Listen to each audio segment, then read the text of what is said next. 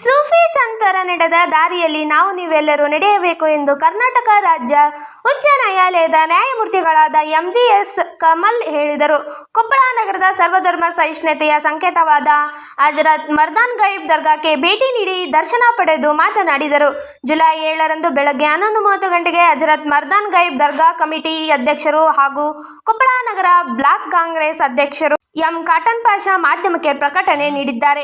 ಈ ಸಂದರ್ಭದಲ್ಲಿ ಕೊಪ್ಪಳ ಜಿಲ್ಲಾ ಸತ್ರ ನ್ಯಾಯಾಧೀಶ ಸಿ. ಚಂದ್ರಶೇಖರ್, ಜಿಲ್ಲಾ ಹೆಚ್ಚುವರಿ ಸತ್ರ ನ್ಯಾಯಾಲಯದ ಫೋಕ್ಸೋ ನ್ಯಾಯಾಧೀಶ ಡಿ.ಕೆ. ಕುಮಾರ್, ರಾಜ್ಯ ವಕ್ಫ್ ಸಲಹಾ ಸಮಿತಿಯ ಸದಸ್ಯರು ಮತ್ತು ಹಿರಿಯ ನ್ಯಾಯವಾದಿ ಎಂ. ಆಸಿಫ್ ಅಲಿ, ಕೊಪ್ಪಳ ಜಿಲ್ಲಾ ವಕ್ಫ್ ಸಮಿತಿಯ ಅಧ್ಯಕ್ಷರು ಹಿರಿಯ ನ್ಯಾಯವಾದಿ ಫಿರಾ ಹುಸೇನ್ ಹೊಸಳ್ಳಿ, ಕೊಪ್ಪಳ ಜಿಲ್ಲೆಯ ಕಾನೂನು ಸೇವಾ ಪ್ರಾಧಿಕಾರದ ಸದಸ್ಯ ಕಾರ್ಯದರ್ಶಿ ಮಲ್ಕಾರಿ ರಾಮಪ್ಪ ಒಡೆಯರ್, ಜಿಲ್ಲಾ ಕಂದಾಯ ಅಧಿಕಾರಿ ಮಹೇಶ್ ಮಾಲ್ಗಿತ್ತಿ, ಕೊಪ್ಪಳ ಜಿಲ್ಲೆಯ ವಕೀಲರ ಸಂಘದ ಖಜಾಂಚೆ ರಾಜಾ ಹುಸೇನ್, ಮುಸ್ಲಿಂ ಧರ್ಮಗುರುಗಳಾದ ಜನಾಬ್ ಮುಫ್ತಿ ನಜೀರ್ ಅಹಮದ್ ತಸ್ಕಿನ್ ಉಪಸ್ಥಿತರಿದ್ದರು.